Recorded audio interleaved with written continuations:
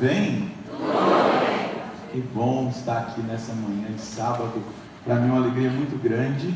Ontem eu partilhava com o João e com a Marisa que eu morei em 2002 em Nova Esperança, quando eu era seminarista. Lá tinha a Casa da Canção Nova, onde tem a nossa rádio. E eu morei por um tempo aqui, fazendo um trabalho missionário em todo o Sul. Preguei Santa Catarina, Paraná, Rio Grande do Sul. Foi um tempo muito bom, de muita graça, de muita bênção. Eu queria que você levantasse os seus braços lá no alto e dissesse comigo: Senhor Jesus, eu te dou liberdade, nesse dia, de realizar na minha vida o seu desejo, a sua vontade, o seu poder de libertação. Que aconteça na minha vida, Senhor, aquilo que o Senhor tem preparado para a minha vida, para a minha família, para todos os meus, esses dias de graça, de louvor, de curas, de milagres, de libertações. Eu creio em Ti, Senhor. Eu creio no Teu poder. Eu creio na ação do Teu Espírito. Eu creio, Senhor, e me coloco já nessa manhã à disposição do Teu Espírito, para que Ele faça na minha vida essa obra. Coloca a mão na pessoa que está do seu lado e diga: Senhor, eu quero entregar esse meu irmão nas Tuas mãos, para que o Senhor possa fazer na vida dele a obra que o Senhor tem preparado para esses dias. Faça, Senhor, acontecer o milagre, a cura, a libertação, a salvação na vida dele. Que ele te pertence, Senhor. Que nada impeça o seu poder de agir. Que nada impeça a sua força de alcançar esse meu irmão. No nome de Jesus. No nome de Jesus. Agora traça sobre você o sinal da cruz. Pelo sinal da Santa Cruz, livra-nos, Deus, nosso Senhor, dos nossos inimigos. No nome do Pai, do Filho e do Espírito Santo. São Miguel Arcanjo, defendei-nos no combate. Sede nossos refúgio contra as maldades e as ciladas do demônio. Ordena-lhe Deus, instantemente o pedimos. E vós, príncipe da milícia celeste, pela virtude divina, preciptai ao inferno a Satanás e a todos os espíritos malignos que andam pelo mundo para perderem as almas. Amém. Podemos cantar? Pois com teu braço forte realiza prodígios. Vá se sentando, por favor.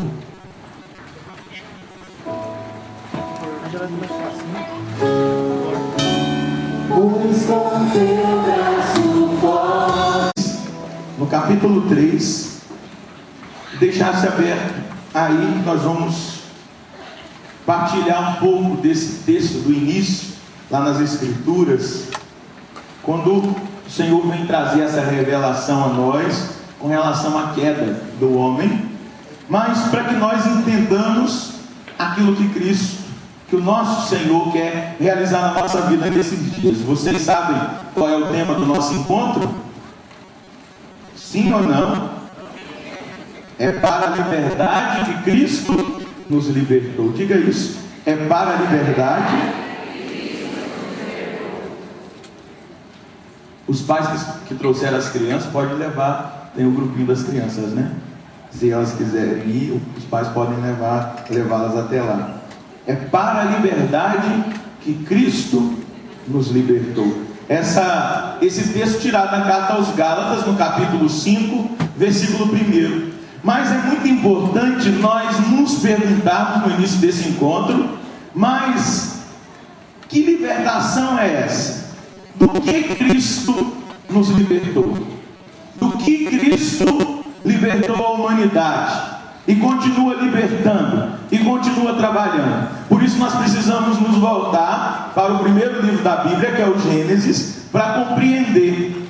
Quando Deus criou todas as coisas, isso nós vemos no capítulo 1 do livro do Gênesis, Ele foi criando tudo em função do homem, para que o homem usufruísse de todo o bem e de toda a obra da criação, para que o homem fosse aqui nesse mundo feliz, para que o homem fosse realizado, para que o homem recebesse do próprio Deus o sustento, recebesse do próprio Deus todas as graças necessárias. Deus foi criando tudo em função do homem. E quando Deus cria o homem, em cada ato criador, Deus dizia: eu vejo que tudo é bom.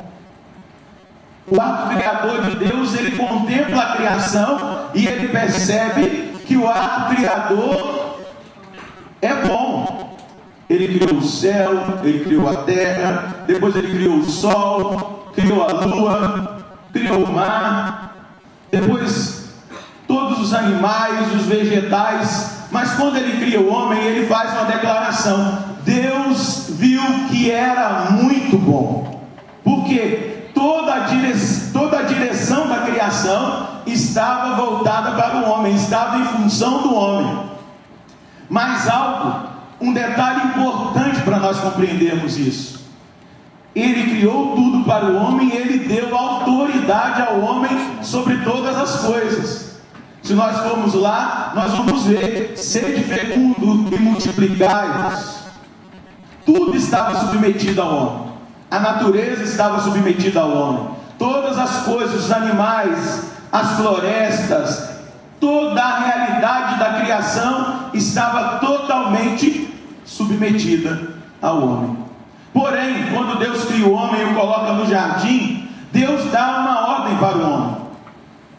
Deus dá uma ordem para o homem. Vamos ver aqui o que acontece. Deus disse ao homem que ele não poderia comer do fruto da árvore do centro do jardim, nem tocar nela, porque se ele tocasse, ele já experimentaria um estado de morte, e muito menos comer o fruto dessa árvore. Foi a ordem que Deus fez. A única exigência que Deus fez para o homem foi essa: não comer do fruto da árvore do centro, nem tocar nela. Mas veja aqui no capítulo 3: a serpente, o mais astuto de todos os animais selvagens que o Senhor Deus tinha feito, ela disse à mulher: é verdade que Deus vos disse: não comais de nenhuma das árvores do jardim? A mulher respondeu à serpente: nós podemos comer do fruto das árvores do jardim, mas do fruto da árvore que está no meio do jardim, Deus nos disse: não comais dele, nem sequer o toqueis, do contrário, morrereis. Mas a serpente respondeu à mulher: de modo algum morrereis. Pelo contrário, Deus sabe que no dia em que comerdes da árvore, vossos olhos se abrirão e sereis como Deus, conhecedores do bem e do mal. A mulher viu que seria bom comer da árvore, pois era atraente para os olhos e desejável para obter o conhecimento. Colheu o fruto, comeu dele e o deu ao marido ao seu lado, que também comeu. Então os olhos de ambos se abriram, e como reparassem que estavam nus, teceram para si tangas com folhas de figueira. É uma palavra muito conhecida, principalmente nós carismáticos. Muitas vezes trabalhamos, pregamos em cima dessa palavra, mas o que eu queria trazer para você nessa manhã é que nesse ato da tentação da serpente, da ação dessa serpente astuta, dessa personificação do mal, do inimigo, o homem começa ali a perder a autoridade que Deus lhe tinha dado. Ele dá livremente a autoridade que Deus havia dado a ele para a serpente, para o mal, para o inimigo de Deus. E aí vale a pena nós já começarmos a vislumbrarmos algo importante. Existem 3 realidades de combate que nós enfrentamos espiritualmente: o combate contra o inimigo de Deus, o combate contra nós mesmos e o combate em relação a tudo que está ao nosso derredor. Nós enfrentamos esse combate. Por quê? A serpente tentou Eva. Eva viu que o fruto era atraente e ela, consigo mesmo, tomou a decisão de tocar na árvore e comer o fruto, e depois ela deu para o marido.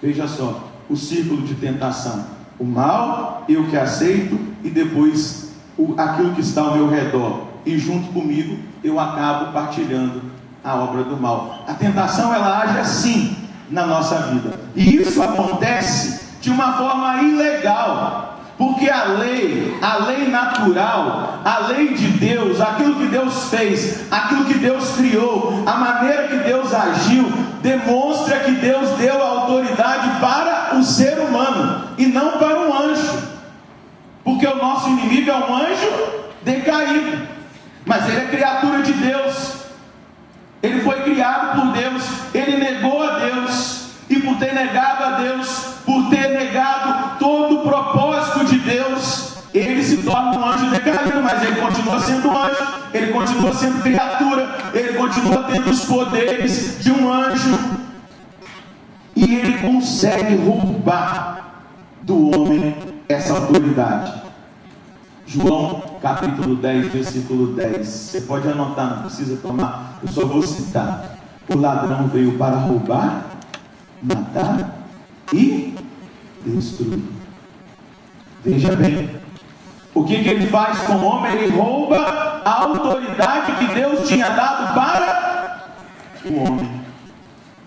O homem entrega livremente, apesar, porque o homem foi enganado, foi seduzido, a humanidade foi seduzida pelo mal, a entregar a autoridade legal, o direito legal que o homem tinha sobre todas as coisas, ele entrega nas mãos do bandido, nas mãos do ladrão, nas mãos do inimigo. E aí, se você for pegar a palavra e for ver toda a história da salvação, você vai perceber toda a ação que, a partir desse ato de entrega livre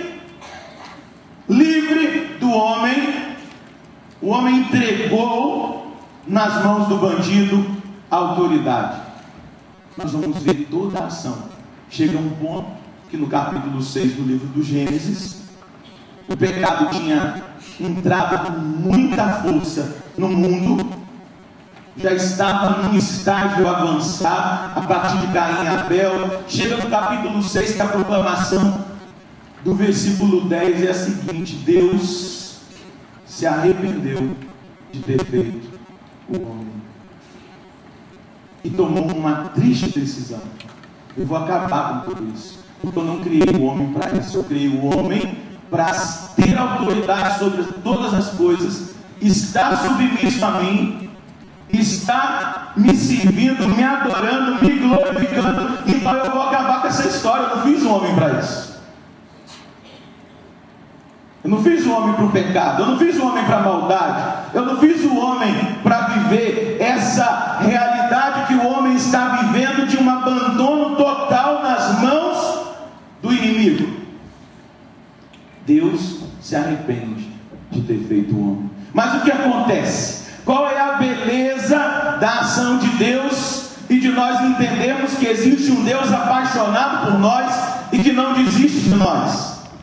A grande ação de Deus é quando Ele olha para a terra e Ele vê um homem justo, um homem fiel. Vocês sabem quem é esse homem?